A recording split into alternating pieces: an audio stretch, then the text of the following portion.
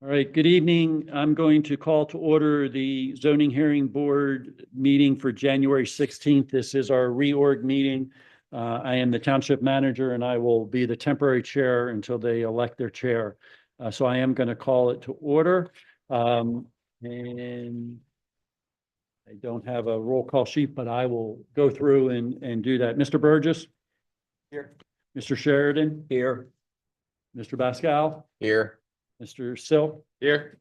And that is it for this evening. And if we have a moment of silence, and then we'll do the pledge.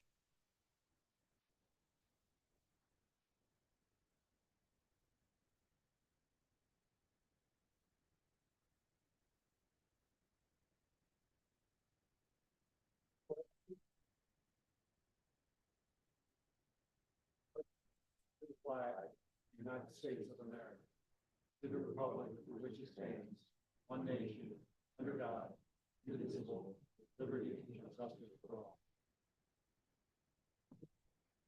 Can I get a motion for the approval of the agenda? So moved. A second? Second. Oh, aye. Second. Right, and all in favor? Aye. Aye. Any opposed? Motion passes 4-0. Can I get a nomination for your chair, please? Make a motion to nominate Mr. Kevin Baskell as the chairman of the zoning hearing board. Is there a second? Second. Are there any other nominations for chair? Seeing none, all in favor of Kevin being the chair, please say aye. Aye. Any opposed? Mr. Bascal, I turn the meeting over to you. Congrats. Thank you so much, guys. I appreciate that. All right, and then we do our election for our vice chair. Any nominations for vice chair? Make. What are we doing? Go ahead. Yeah.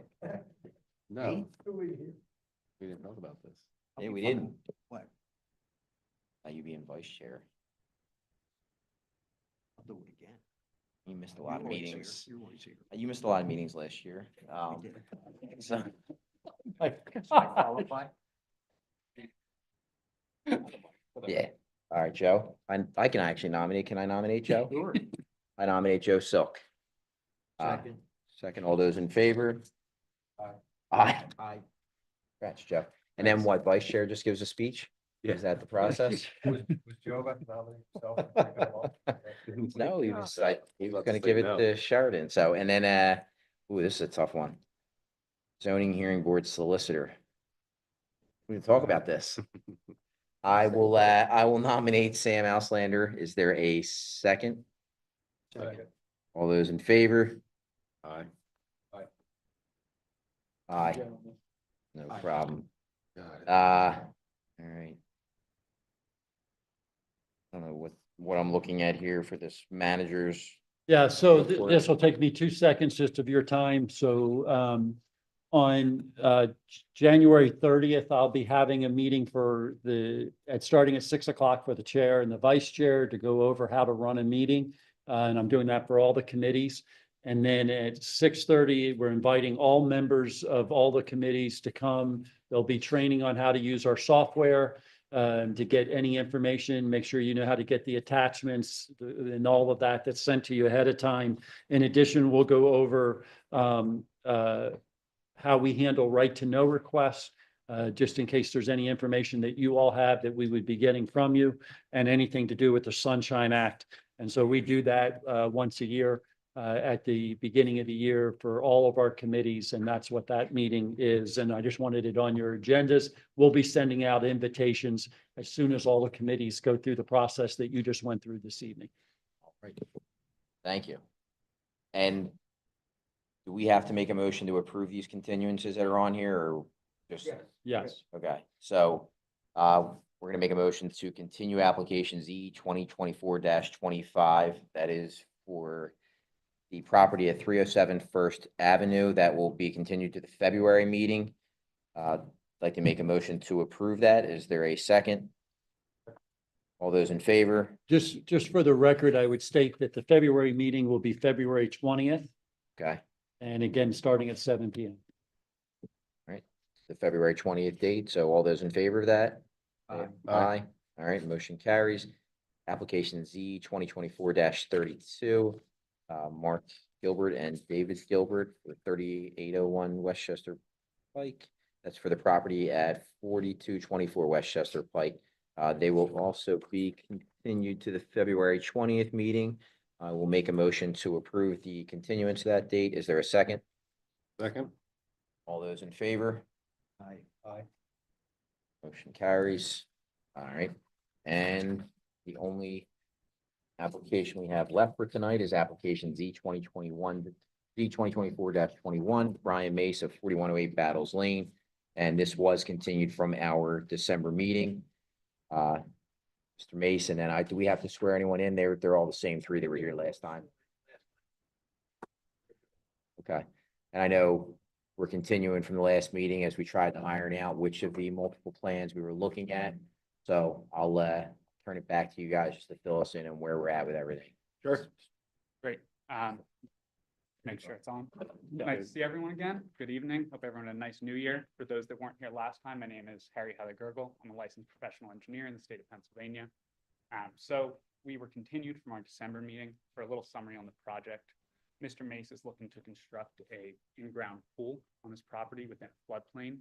So we are looking for variances to construct within the floodplain. As well as that, we're looking for a variance to increase above the impervious coverage limit of 25% for the zonage district up to 30.1%. Now, in our last meeting, there was a little bit of confusion and we had conflicting numbers. So we went back at the request of the zoning hearing board and we spoke to Andy, the zoning officer, and Eric, the township engineer. We coordinated with them last Thursday, January 9th. We had a meeting and we went over the project. We went over the proposed improvements at 30.1%. And the township engineer and the zoning officer confirmed this was the plan they previously reviewed and confirmed that 30.1% was the correct calculation for the total impervious coverage that we are going for in this variance. As well as that, we have a letter dated January 9th, 2025 from the township engineer as requested, stating that he is aware of the 30.1% and he has confirmed it is the correct calculation. Have any changes been made to the plan? I only say, because I know last time we talked about potential changes to reduce. Nope. Okay, so we're at 30.1 is what we're set on. Yes. Okay. Can we mark this January 9th, 2025 letter as part of the, you had material documents? Yes. Don't recall exactly what the last exhibit number, whatever that number is, we'll mark this as applicant's sequential order. For the record, it would be 8?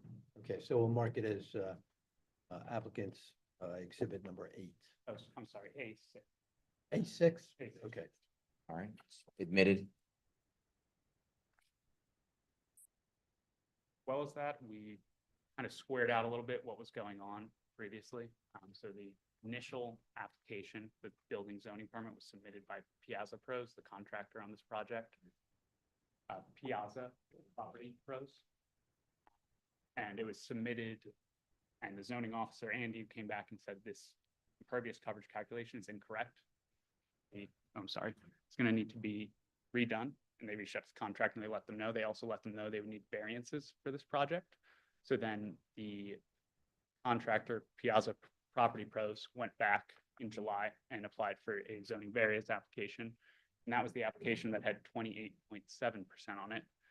And then they used Site Engineering Concepts boundary and topographic survey that was prepared for the property, which they then marked up and put a 27.6% number. That was the plan that went in with the application. They had two numbers.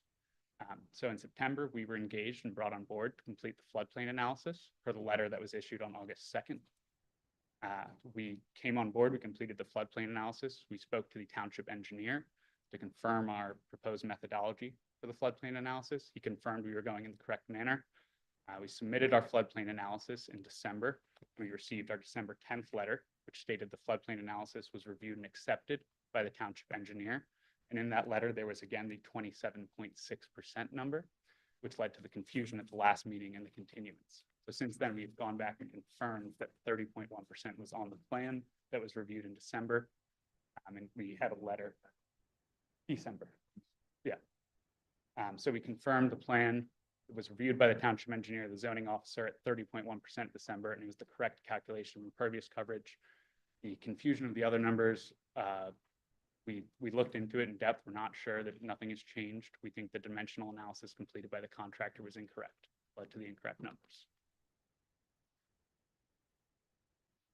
For the record, I just want to put on the record that I was not in attendance at those hearings. I was provided the transcript of those hearings. I've read them from front to back. I noted in the last meeting, the question was posed as to whether that 30.1 foot has now been confirmed as the number. Is that the minimum amount of relief that you need, or is there something more that could reduce that amount of impervious surface overrun? It's the relief we're going for, is that 30.1%, and why you're going for that. Or is different than minimum, Yeah. the minimum. So that minimal is the 1 foot boundary around the coping of the pool and the patio. So the patio connects to the home structure and it has been limited to actually smaller than the width of the pool. And then there's just a 1 foot coping around the pool. And since the pool surface, in this township must be counted as impervious coverage, that also brings our number up. And the pool footprint has not changed at any point. Who designed the pool and the surrounding structure? Yeah, as a property first. Was he or you aware that when you were designing it, you may need a variance or would need a variance for any of this? Or was it a surprise when you submitted? We were aware of the variance, so we minimized the footprint as much as possible. And the idea was, we knew that a certain portion of my property was going to be targeted as, or subtracted from the overall percentage. So we tried to limit it as much as possible. That's why we actually removed some of the existing patio to move the structure closer to the house. You designed it in mind with the minimum As allowable low you would as we can get. necessary, recognizing you would need a variance. Correct. And what did you remove already, or is it planned to be It's removed? planned to be removed. So there's, the patio currently has a half moon shape to it with a fire pit in it. And that section's all being removed. This with the pool. Believe there's an existing conditions view port with the demolition in the bottom left corner of the plan shown on the screen. Mhm. It's the plan I'm thinking of. This might be the plan. Oh, There yes, it is, it's yeah. correct. Yeah, so that red area is what's being removed. You know your current impervious square footage? Percentage? 25.7% is the existing impervious coverage on the property. Do you know, my last question, do you know the delta of the square footage or how much you would need to remove to get from 30.1 to 25? But Not the 25 is 25, currently. he's at 25.7 just without the pool. Correct, so Oh, I'm sorry. I think what Joe's asking how is far out of many compliance, how many square feet out does of that represent? compliance are you asking? Not percentage, but actual square feet, so I can That'd be visualize it. 1,231 square feet is the ask for the additional. Essentially everything. Andrew Malmstrom, Malmstrom.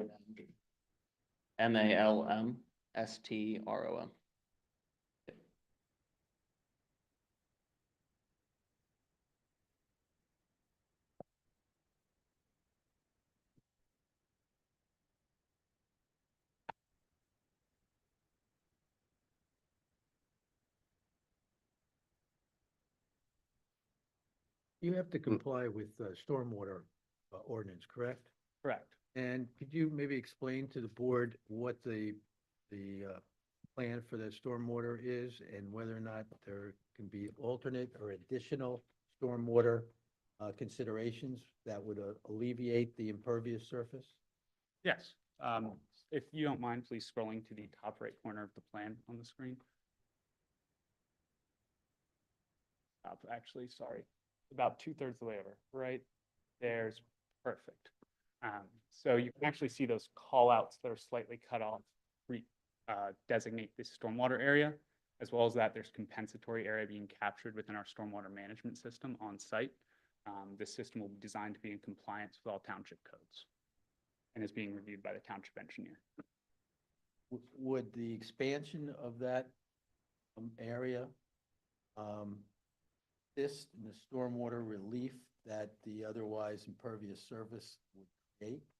Yep, so the stormwater structure is designed for the volume of the increased impervious footprint that's being added. So could we increase the volume of that stormwater control to ensure that the impervious surface would not have a problematic issue in lieu of doing that? If they were going to consider the 30.1%, you would consider extending the stormwater program. That may alleviate any concerns that the board may have. Yeah, I'm I sure. assume what you're putting in now is the minimum relief or compliance required, right, for Yes. that stormwater management. So if there's something to go above and beyond there to offset some of that, is that, Yes, the project would be willing to offset from stormwater. So would that just be enlarging the stormwater area? We could increase the compensatory area that reaches the stormwater basin. The compensatory area that reaches the stormwater Yeah. basin. You have a rough idea about what type of square footage extension we would do to compensate for the, 5% differential in the impervious surface?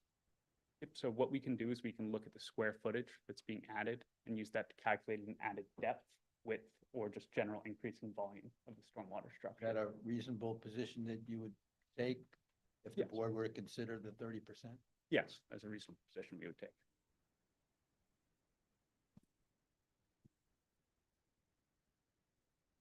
additional questions or concerns from the board? I just want to, if you don't mind, clarify there's an existing stormwater management system in place. We are proposing a stormwater management system to manage the increased impervious footprint that is being installed as part of these proposed improvements. Yep, and that your proposed stormwater management system is based on your proposed 30.1 impervious surface coverage, is that correct? Correct. But as a safeguard, you're willing to increase that Yes, if as a You're- condition if necessary. I think for clarification for the board, your stormwater management is not for the entire impervious coverage on the site. It's just for the additional impervious coverage on the site. Is that correct? Yeah, so I want to make sure the board understands. For the additional 1,200 square feet that are going to Correct. be impervious now, that's what that's going in. So we'd have to do that for what, anything over 500 square feet to have to do stormwater management? Well, that would be a simple plan. Right. 500 feet. Mhm. Okay.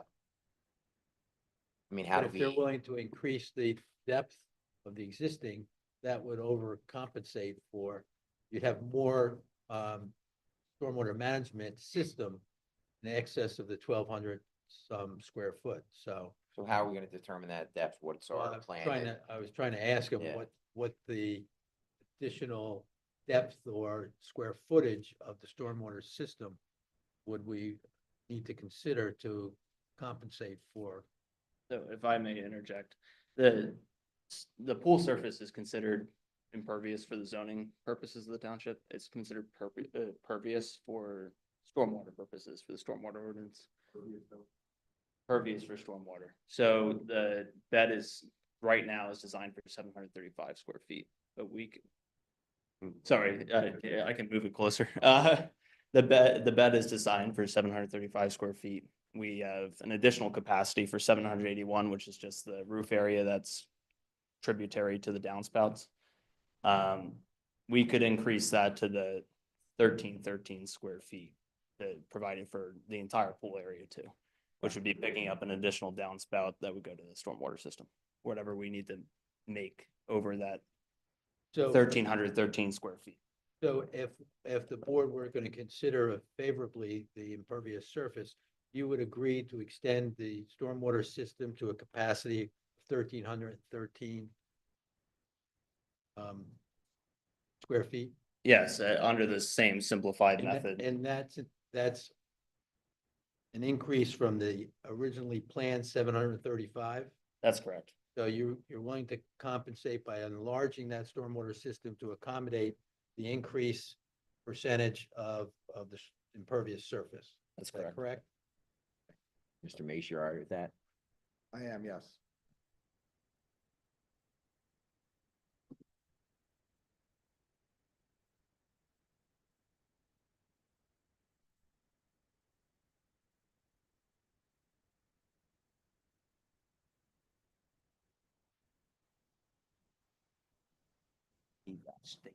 Well, we have, so if do we want to review the conditions that we have there now? Do you want to read them off? Yes, so. We're gonna make a motion to approve. He's just gonna read off the conditions that we put in place. So you understand that the approvals for the variances requested are subject to safeguards and conditions. Correct. So some of the standard conditions are that the approval process would include your adherence and compliance with your testimony that was presented, the exhibits that you've been presented and made part of the record. You must comply with the review letters, comments, and conditions provided by the township engineer and and all of the township ordinances and any comments he might make during the process of your construction. The applicant shall also provide proof demonstrating that the proposed improvements, together with all existing and approved development, do not increase the base flood elevation more than 1 foot at any point. The impervious surface coverage must not exceed, assuming this discussion, 30.1%. The installation of the swimming pool must be fully enclosed by a fence or wall, no less than 4 feet in height, above grade, and in compliance with section 172-104D of the ordinance. The applicant must provide as-built plans and certification from the applicant's engineer that the improvements have been constructed in accordance with the approved plans. And the applicant is being notified by one of these conditions that the issuance of a decision to allow construction of the structure below the base flood elevation will result in increased premium rates for flood insurance, and such construction below the BFE increases risk of life and property. Understood. The applicant shall obtain, of course, all applicable government permits, approvals, and pay for all fees appropriate. Also, based on the discussion this evening, an additional condition is the installation of a stormwater management system that's in accordance with the township ordinance and approved by the township engineer, with an increase in stated capacity to 1,313 square feet. You understand, accept those conditions if the board were to grant your request for variances? I do, yes. Anybody have any questions? With that said, subject to the solicitor's conditions as stated, with regard to the application 2024-21 for 4108 Battles Lane, Newtown Square, pertaining to that property, the variance is granted relief from section 172-100.15, subparagraph 2, subparagraph D and F, and 3, subparagraph D, to allow for a pool to be built on the property that is in excess of the allowable impervious surface within the floodplain management areas. The applicant is also granted relief from other sections of the zoning ordinance that may be realized during this hearing, which we don't have any other than what's been stated. That's the motion. All right, is there a second? Second. All those in favor? Aye. Aye. Motion carries. Good luck with the pool. Thank you. Thank you very much, gentlemen. We'll provide an order and a limited conditions. Very good. Thank you very much. Meeting adjourned. Thank you.